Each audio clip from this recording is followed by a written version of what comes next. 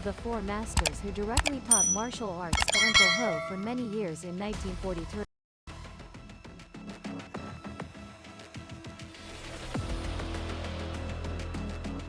Dear viewers, welcome back to episode 11 of Tuyin Mat. Dear friends, if each citizen is weak, the whole nation is weak. If each citizen is strong, the whole nation is strong. That is a very simple yet brilliant philosophy of President Ho Chi Minh. During his lifetime, Uncle Ho studied martial arts 4 times with teachers who were also outstanding martial arts masters. So, who were the masters who taught martial arts to Uncle Ho during the 43 years of his journey to save the nation? Let's find the answer in today. The first time Uncle Ho learned martial arts was in 1913 in London. The UK is the birthplace of the worldwide scouting movement, founded by Lord Baden-Powell in 1907. During his short stay in London, realizing this organization could be useful later, to gather youth into an educational organization, train them in various aspects, awaken patriotism, love for, and foster bonds in an equal community, Uncle Ho participated as the first Vietnamese scout. On May 31, 1946, he sent a letter accepting the role of honorary president of the Vietnam Scouting Association. Former Minister of National Education Vu Dinh Ho recounted in his memoir. In 1948, after a government council meeting, there was a campfire. Camp leader Hoang Dao Thuy introduced the honorary president to life. Everyone was extremely surprised to see Uncle Ho step out, walking and singing the scouting song. He is the hero of old, remembering the days of youth, using paper as flags for a long time. Mr. Vu Ki, Uncle Ho's personal secretary, once joked, Uncle Ho knows martial arts. Western martial arts learned in 1913 in England, Chinese martial arts in 1945. And it can be said that for this Western martial art, Uncle Ho didn't have a specific master. But he mainly learned from other scouts, each contributing a little. The second time Uncle Ho learned martial arts was in 1925 in Guangzhou. After many requests to return closer to the homeland to engage with domestic movements. On September 25, 1924, Uncle Ho received a decision from the Communist International allowing Uncle Ho to go to Guangzhou, China. Publicly, he used the name Li Tui as a local interpreter for the head of the Soviet mission. M.M. Baradin, political advisor to President Sun Yat-sen, and established as a correspondent for Respect, the Soviet Information Agency, under the alias Conrad Bong. About 10 years ago, there was a New Year article about Uncle Ho learning martial arts. She followed General Director of the Security Bureau of the Ministry of Public Security Hoang Vu Kang. Even while abroad, Uncle Ho practiced martial arts to maintain his health. When asked, Mr. Vu Ki said this was the most favorable time when Uncle Ho took the opportunity to study history, Chinese culture, learn more Chinese, and study martial arts systematically. This explains why later Uncle Ho practiced martial arts very quickly and all his movements were very coordinated. This was because he fully utilized the favorable circumstances of the Whampoa military academy, with comrades who had been active in the same cell of the French Communist Party in Paris since 1921 like Zhou Enlai, Peng Pai, and Zhang Taili, who traveled with Uncle Ho from Moscow to here. And the Soviet experts helped, admitting our people into the first classes like Ho Tang Mao, La Hong Sun. It was these brothers who, after learning, taught Uncle Ho. The third time Uncle Ho learned martial arts was in 1945 on the roof of the Northern Palace.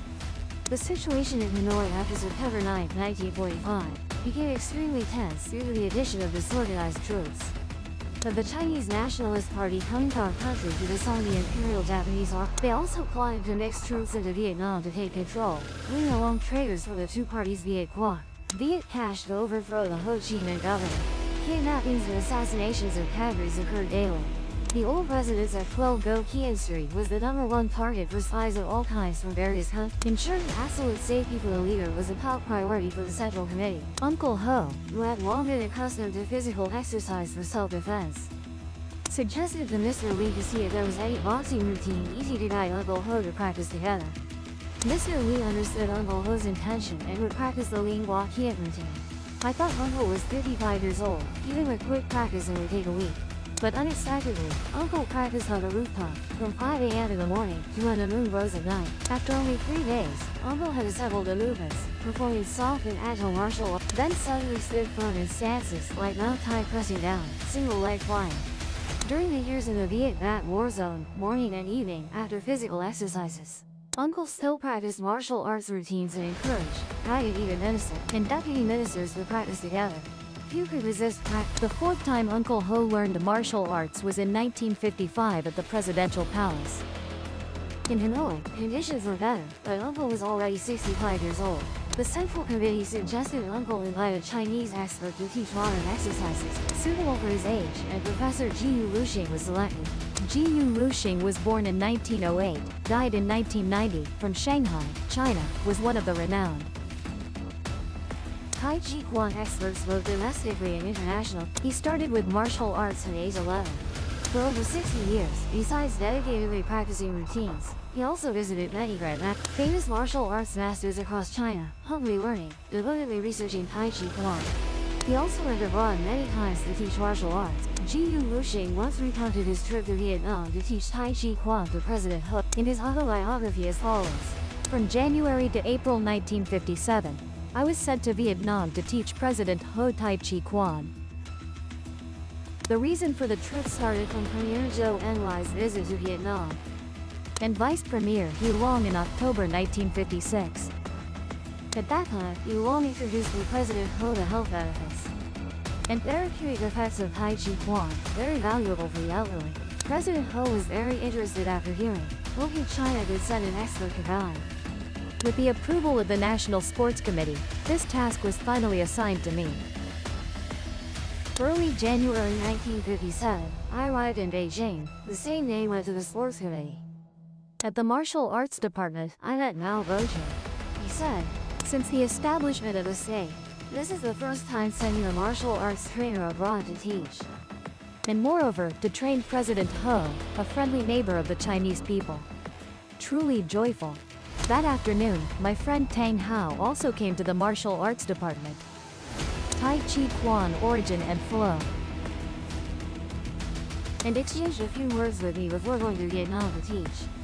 Initially, the Sports Committee planned to teach simplified Tai Chi Chuan in 1 month. Previously in Shanghai, I had prepared the Yang-style Tai Chi Chuan curriculum. Regarding training methods, I had also discussed further with some friends, thinking President Ho was elderly, so the exercise intensity should not be too high. At this time, I also urgently prepared the simplified Tai Chi Chuan teaching plan, and together with the chief editor of Simplified Tai Chi Chuan Li Tianji, researched further. I also took the opportunity to guide Li in Yang-style Tai Chi Sei. I stayed in Beijing for about over 10 days, on one hand preparing the training work well, on the other hand going to the Ministry of Foreign Affairs. Former Deputy Commander of Asia Li Shuangshu confided in me about this trip. He said, this trip to Vietnam involves 2 countries, 2 parties. So it needs to be serious, careful, paying attention to protocol aspects. After arriving in Hanoi, Ina contacted me comrades in the embassy. At that time, I had another matter, which was to continue learning authentic Tai Chi Chuan and push hands under the guidance of Grand Master Chen Fei. Previously, I had also contacted, inviting Master Chen Fei and Tang Hao to visit. No one was about to go abroad to teach martial arts. Master Chen was. He asked me to perform an authentic routine, observing my execution very carefully. He commented that I had improved and said, you perform the form too strenuously, you're tired, and your breathing is not smooth. Because I practice the Yang style, the natural breathing, while in the Chen style every single movement must be coordinated with breathing, not missing a single breath cycle. Due to the urgent time frame, I went to Master Chen's house every day to practice the Chen style additionally, even 2 or 3 times on some days. I knew this trip wouldn't involve teaching the Chen style, but from the perspective of principles, scholarship, and explanation, it was something that needed to be grasped. So I practiced quite arduously. That year I was 49 years old. Master Chen spoke little but was very determined. He valued me quite a lot, so his strikes were very gentle, thus I hadn't yet tasted painful blows. During the preparation period in Beijing, Deputy Director of the Sports Committee Huang Zhang often gave to discuss martial arts. I even told Mr. Huang that Tai Chi has combat content. Chairman Ho is already advanced in age. To be effective, but too heavily won. because practicing too lightly has no effect, while too heavy might be seen as disrespectful. Mr. Huang said, "You don't need to teach combat techniques, just focus on the medical and therapeutic aspects." On January 12, 1957, I took the international through train to Hanoi capital. Chairman Ho said Director of the Foreign Affairs Committee Jie Ga to welcome me.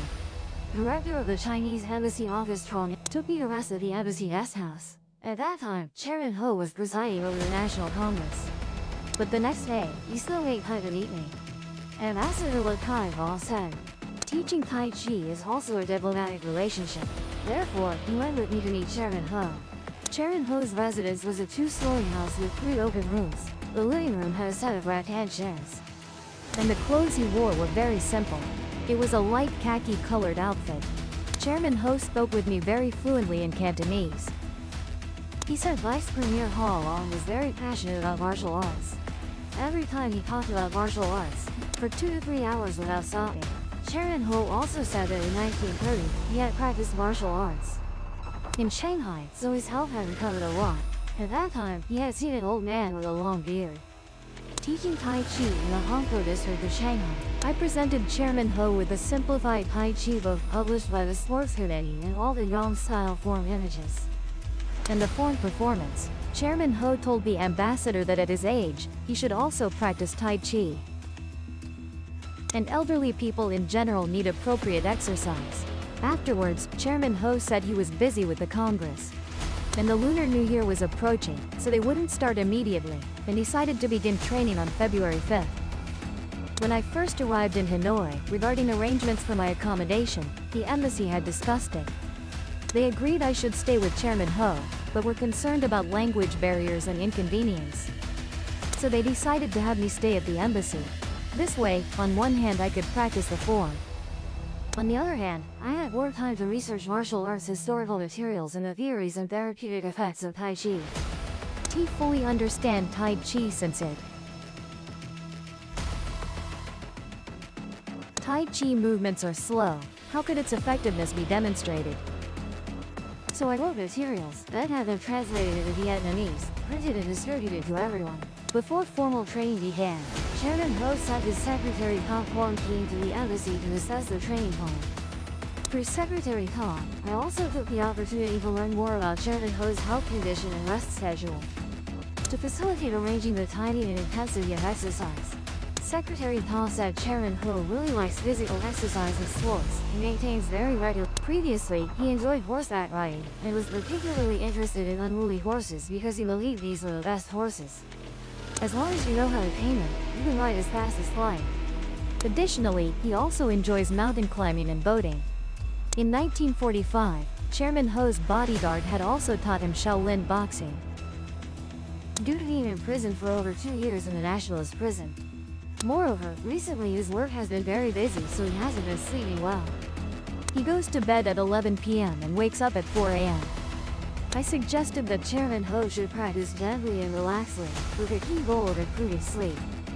The next day, Chairman Ho even wrote me an appointment note to further discuss the training plan. He agreed to complete the simplified Tai Chi training within 40 days. I suggested that President Ho, the secretary, and some other officials practice separately, but he wanted to practice with everyone for a lively and cheerful atmosphere. President Ho set the practice times: morning from 6 o'clock to 6:30, afternoon from 1800 to 1900. At the New Year's celebration party, I was invited by President Ho to attend and introduced to some senior officials. Most of them came from military backgrounds, with robust bodies and abundant health. I wondered whether everyone would accept the principles of Tai Chi.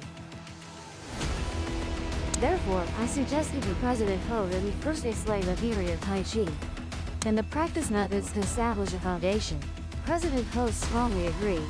Every day, I spent 2 hours lecturing on the history of Chinese therapeutic exercise, the characteristics of Tai Chi, the relationship between Tai Chi and psychology, physiology, and mechanics, with over 30 participants.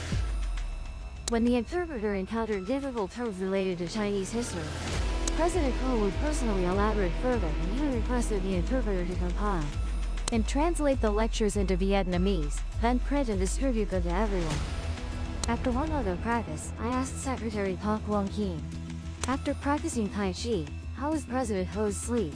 Secretary Ta said his sleep had improved, but was still not as good as 2 years prior. 2 days before teaching the entire Tai Chi routine, President Ho happily told me that the effects of Tai Chi were very good and very beneficial for sleep.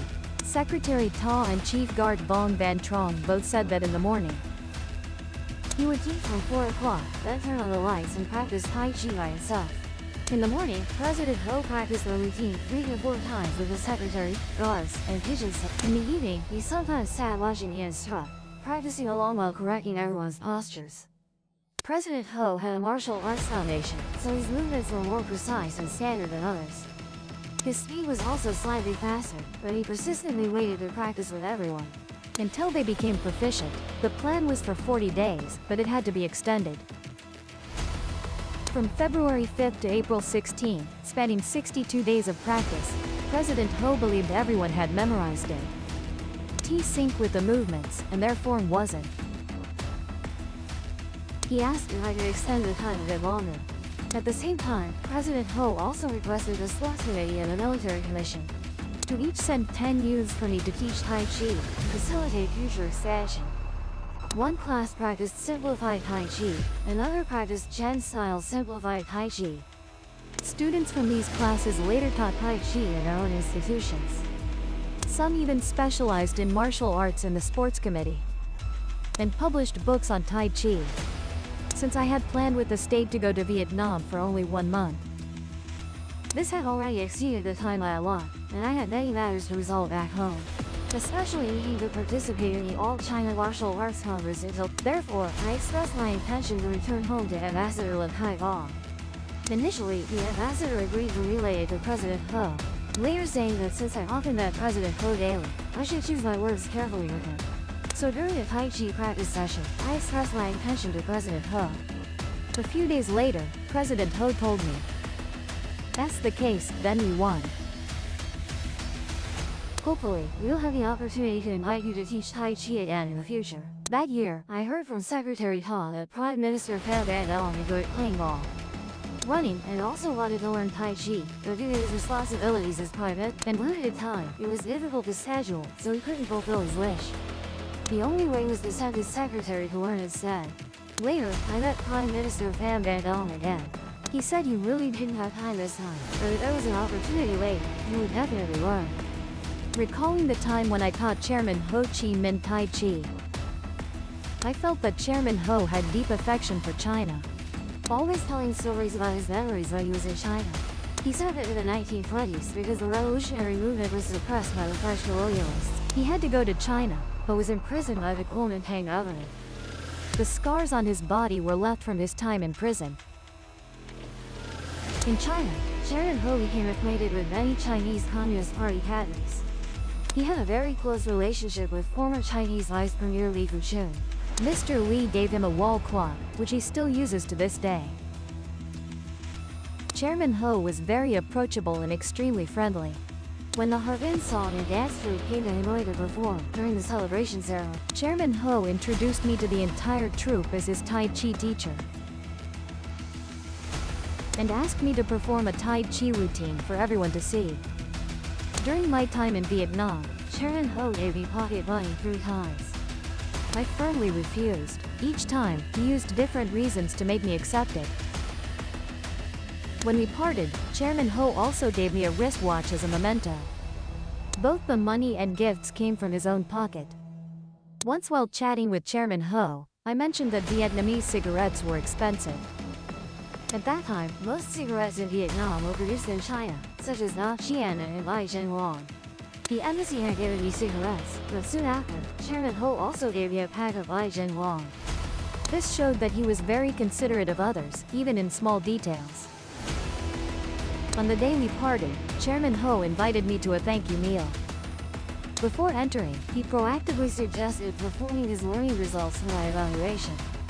I bowed and clasped my hands. I dare not, I dare not. I only asked the chairman if I could see the Tai Chi routine he had choreographed himself, if appropriate. Chairman Ho performed the routine gently, smoothly, and very skillfully. When he finished the final move, he bowed, and I quickly stood up and clasped my hands. Very good, extremely good. I admire the chairman. Also at the farewell, Chairman Ho said that Tai Chi brings very good results, hoping everyone would persist in practicing and teach it to others. Secretary Xie and interpreter Vug completed as a Hanoi scenic spots for 2 days. On April 17, I left Hanoi to return home, with Secretary Xie and many others seeing me off. Everyone lingered for quite a while. Afterward, we all wished Chairman Ho good health and longevity. During my time in Vietnam, I found the people very gentle and friendly. The resistance war was fierce. The country's financial income was only enough to support the army, with the rest aided by China. The Vietnamese people had great affection for the Chinese people. Once at a cafe having breakfast, some Vietnamese people saw me wearing a Sun Yat-sen suit and greeted me very friendly. Wherever I went, I felt an atmosphere full of friendship. In early December 1957, the Ministry of Commerce leadership sent me to meet the head of the Public Security Bureau of Shanghai City, Huang Zibo. Director Huang told me to go to Guangzhou to teach Chairman Ho Tai Chi. I hurriedly prepared my luggage.